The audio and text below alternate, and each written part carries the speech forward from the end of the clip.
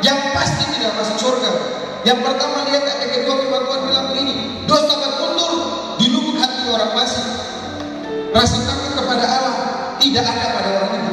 Saudara, ciri orang yang pertama, orang yang tidak takut kepada Allah, berdasarkan ayat 2 yang pertama, orang yang di dalam hatinya dia simpan cuma yang jahat-jahat.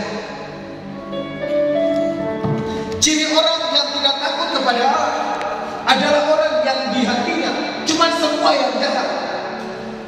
Semua yang jahat tentang orang tuanya, semua yang jahat tentang temannya, semua yang jahat tentang diri sendiri, semua yang jahat, pokoknya semua yang jahat. Sehingga ketika setiap kali saudara ketemu dengan seseorang, saudara tidak akan lihat yang baiknya lagi, saudara akan lihat yang jahat. Oh, dia ini pernah begini. Ini ciri orang yang tidak takut kepada Tuhan. Tiba-tiba ketemu dengan seseorang, lalu kita, yang di pikiran kita, yang di mulut kita akan mengeluarkan, oh dia ini pernah begitu orang. Saudara pikir ketika orang berbuat dosa, lalu dia akan tinggal tetap dalam dosa. Kalau dia anak Tuhan, ada waktu di mana dia akan bertobat. Dan kalau dia sudah bertobat, kita masih tetap campur berdosa. Dosanya di kita. Orang sudah bertobat, orang sudah selesai dengan Tuhan, kita kayak dosa karena kita terus ngomongin dia. Kenapa? Di hati ini cuma ada yang jahat. Padahal kita bilang apa? Pikirkan semua yang benar, pikirkan semua yang suci, pikirkan semua yang sedap didengar. Itu Alkitab yang bilang. Lalu apa hak kita untuk kita terus melihat sebuah kesalahan?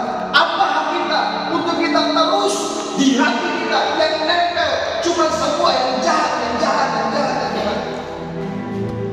Tanpa saudara sadar, itu adalah pekerjaan setan. Setan tidak pernah mengingatkan saudara tentang kasih karunia Tuhan. Setan tidak pernah mengingatkan saudara bahwa saudara sudah ditebus oleh Tuhan. Setan tidak pernah mengingatkan saudara bahwa saudara sudah diangkat dari kegelapan kepada terang. Tidak. Tapi yang setan ingatkan adalah bahwa saudara pernah menipu, saudara pernah mencuri, saudara pernah mengucapkan saksi dosa, saudara pernah mati, saudara pernah begini dan begini dan begini. Dan itu yang terus akan gaungkan. Dan kalau kita tidak takut kepada Tuhan, yang kata-kata setan yang tersimpan di kita. Padahal firman Tuhan bilang, Tuhan bilang, Tuhan membersihkan setiap dosa kita, Tuhan memurnikan setiap dosa kita seperti tulang yang putih. Jadi saudara hari ini bisa berdiri di hadapan siapapun, di hadapan orang yang pernah saudara berbuat kesalahan kepada dia, dan saudara bisa berkata kepada diri saudara sendiri pertama bahwa saya sudah ditebus oleh Tuhan.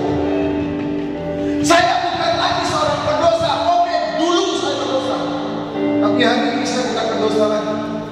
Saya sudah terima anugerah Tuhan. Saya bisa berkata, by His grace I am saved. Amin. Hari ini kalau saudara yang ada di tempat ini berkata bahwa saudara adalah anak Tuhan yang pertama, dengar baik-baik, tidak boleh ada lagi semua yang jahat-jahat. Apakah yang jahat akan bisa datang? Kita manusia.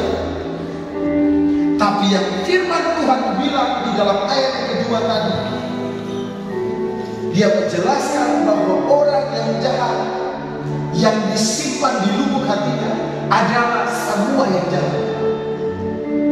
Tidak ada lagi tempat untuk Tuhan di hatinya. Yang ada cuma yang jahat, yang jahat, yang jahat. Kita akan jadi hakim untuk semua orang yang kita kenal, untuk semua orang yang ada di hadapan kita. Dan ketika satu orang lewat, kita akan berkata, dia ini pendosa ini, dia ini pendosa ini, dia ini pendosa ini, dia ini pendosa ini. Masih ingat ketika kisah kemarin Bapak lagi bahas tentang Zakheus? Orang berkata kepada Tuhan Yesus, bilangnya begini, Tuhan ini ada baik-baik, masa Tuhan waktu numpang di rumah orang berdosa? Alkitab bilang begitu kan kemarin dengan Minggu. Masa Tuhan pergi menumpang di rumah orang berdosa?